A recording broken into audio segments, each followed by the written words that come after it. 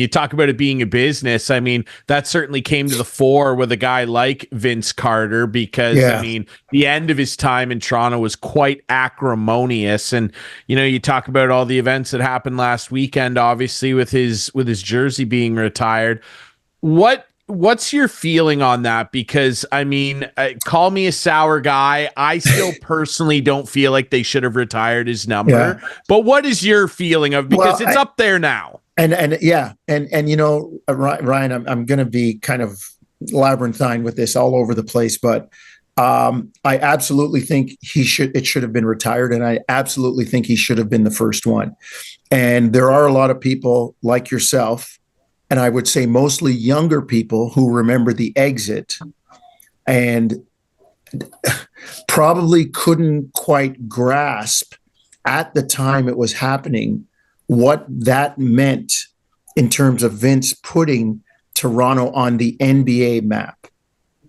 I mean, it was like I've been watching the NBA since 1970. And there it was, 98, 99, 2000, and all of the biggest stuff in the NBA was happening in Toronto. NBC was changing their weekly schedule to put Vince on TV. He revived the NBA. He resuscitated the NBA in the slam dunk contest in 2000 after the lockout year. And he told me a funny story that I asked him, because I was the last person to interview him before he took the floor. I asked him why he wasn't confident. He said, well, there were a lot of good dunkers. He didn't get a warm up. The car that was supposed to bring him to the arena in Oakland was late, and just all of those things. And he went out there, and I said to people, it was like the 10 Commandments when Charlton Heston saw the light in the sky. He transformed. Vince left the bowels of the arena. Like, we're doing the interview here, and the door is like 10 feet to our left. And it's like he walked out the door, and the noise and the din from the arena hit him. And he just turned into this other guy that put up these dunks. That famous between the legs dunk, he told me that he saw it in a magazine 2 weeks before and had to figure out how, because it was a shoe ad, and had to figure out how he could pull that dunk off. But Ryan, there are a lot of people, as you say, it was, your word, acrimonious. It was tumultuous. And I think Vince, here I go on the path. I think Vince recognized his part in it, and claimed that when he said to the crowd at Scotiabank, that jersey's going up there, not for me, but for us. And I don't care how you feel. I don't know how you feel about it, but it's all going up there. And that to me meant good and bad. And he wears his part of the exit.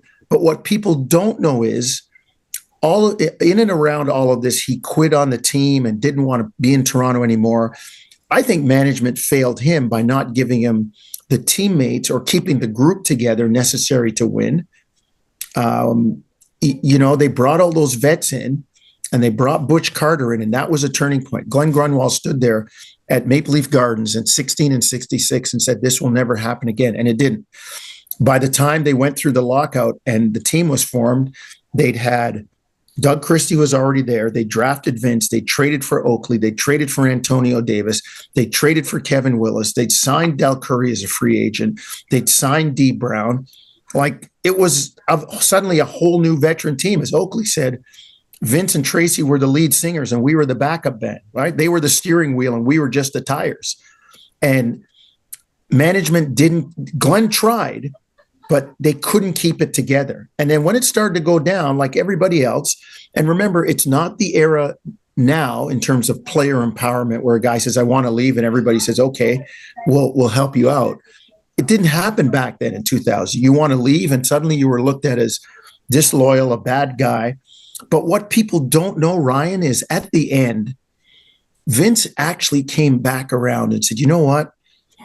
I don't want to be traded. I'll stay here. I like the young guys we have with Bosch, and I like you know what? I'll stay.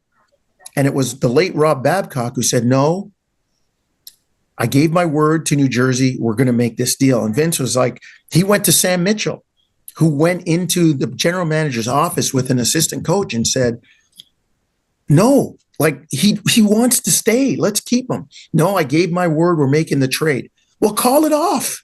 You can, if anybody knows any reason why these two should not be, call it off.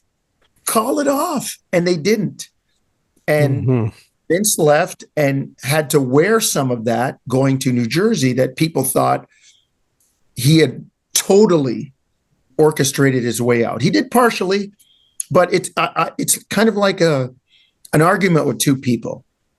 Finally, somebody swallows their pride and says, you know what? That was bad. That was really wrong. I take my blame in it. I'm sorry. Can we fix this? And I figured that's what Vince was doing. And the other side was too far down the road. So, Ryan, I get you. And it's mostly your demographic, the younger people that are, I can't believe they're retiring his number. He left, the way he left. But then again, hey, Michael Jordan played for different teams. He was forced out. He didn't leave,